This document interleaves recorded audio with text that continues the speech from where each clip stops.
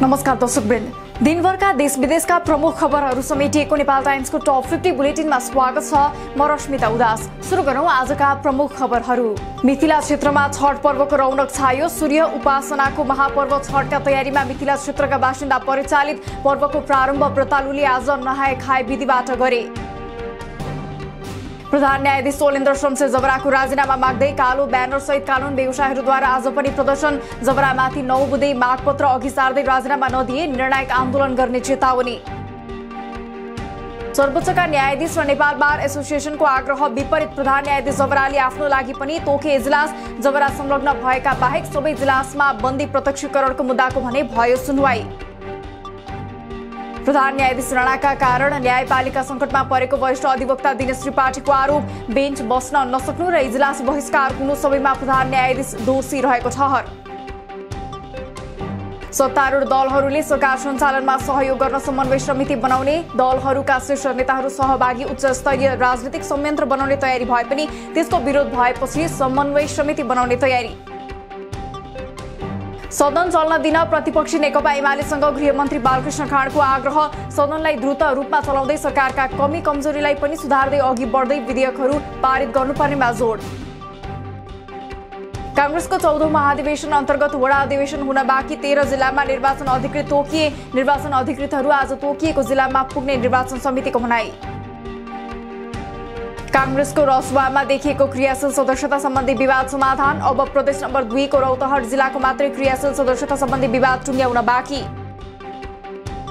सभापति शेरबहादुर देउवाले पार्टी हाँक्न नसकेको भन्दै 14औं महाधिवेशनबाट नेतृत्व परिवर्तन हुने कांग्रेस नेता प्रकाश मान सिंहको दावी। क्रियाशील सदस्यतामा जतिसुकै धाँधली गरे पनि महाधिवेशन प्रतिनिधिले उत्तम नेतृत्व चयन गर्ने विश्वास।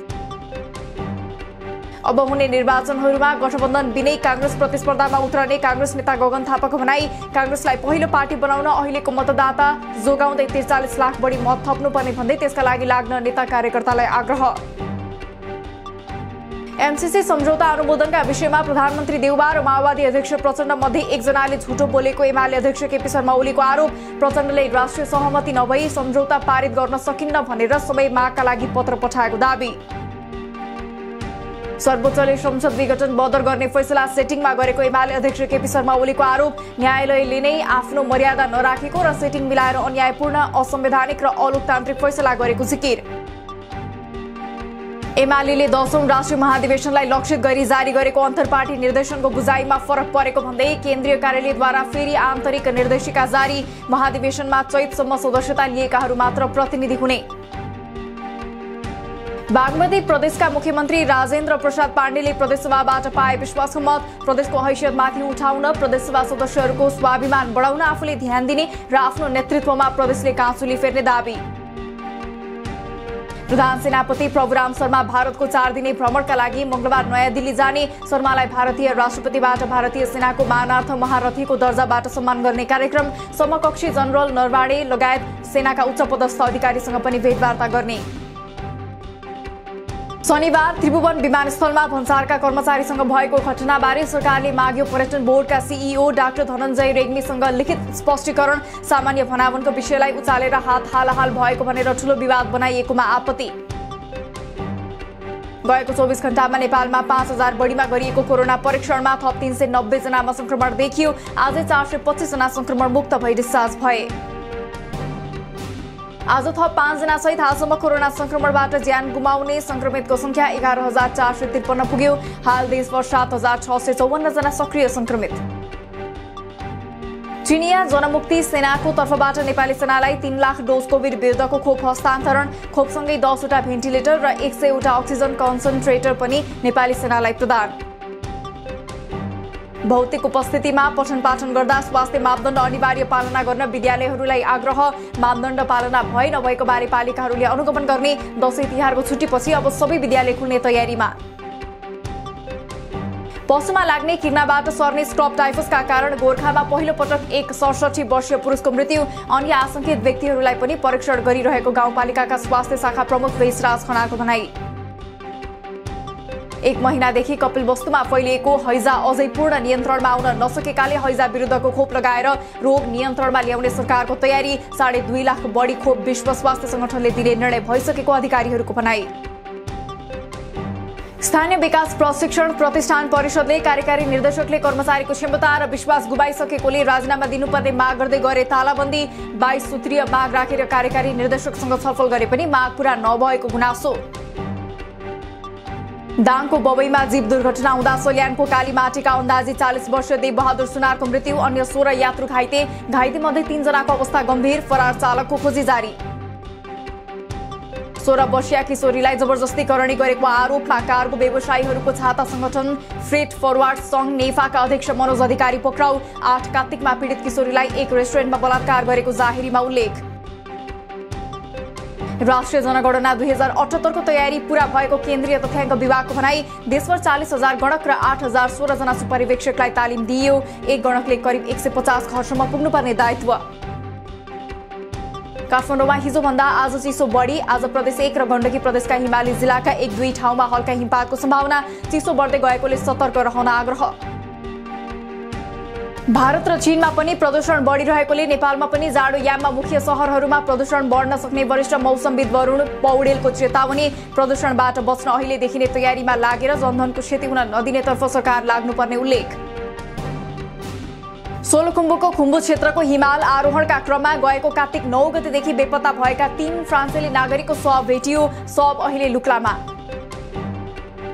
कालीकोटको पोलाता गाउँपालिका 2 लार्फा गाउँमा खानेपानीको हाहाकार। पालिका सरकार आए पनि आफूहरूको समस्या समाधान नभएको स्थानीयको गुनासो। अबको 15 दिनमा गाउँका एक घरमा एक धारा तयार पार्ने गाउँपालिका अध्यक्ष बिरी कामीको दाबी।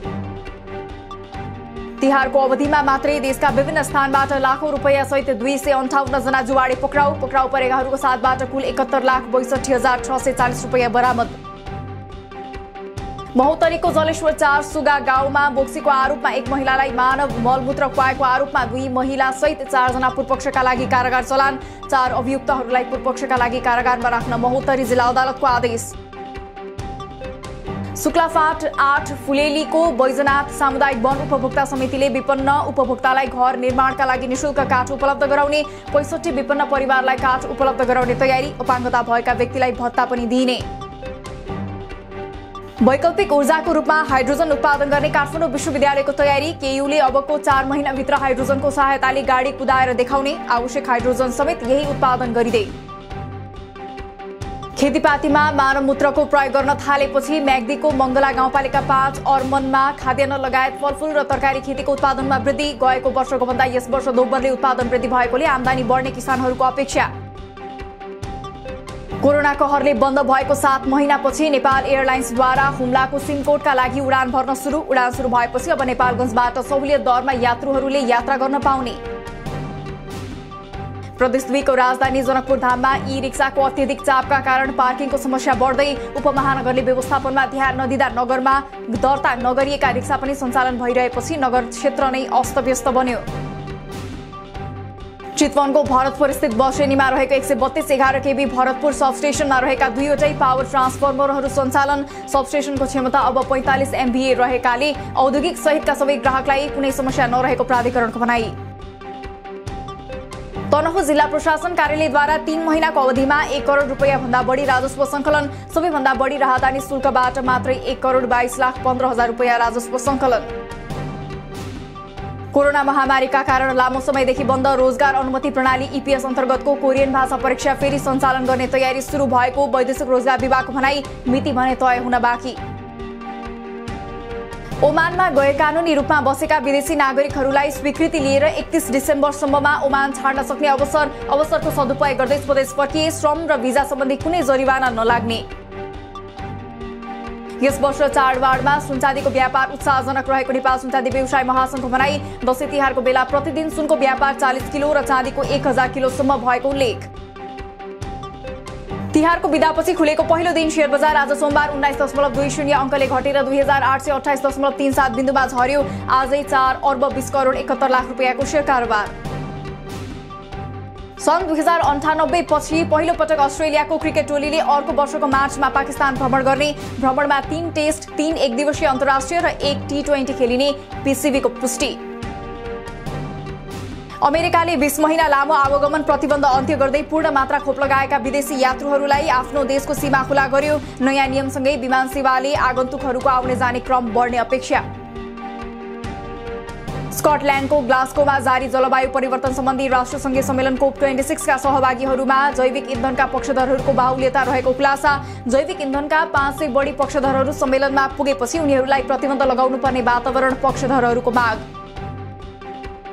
भारतको चेन्नईमा केही दिन यता परेको भीषण वर्षाका कारण त्यहाँको जनजीवन प्रभावित। विद्यालय तथा कलेजहरू बन्द, अझै केही ठाउँमा वर्षा जारी। चेन्नईमा अझै 3 दिन वर्षा हुने मौसम पूर्वानुमान।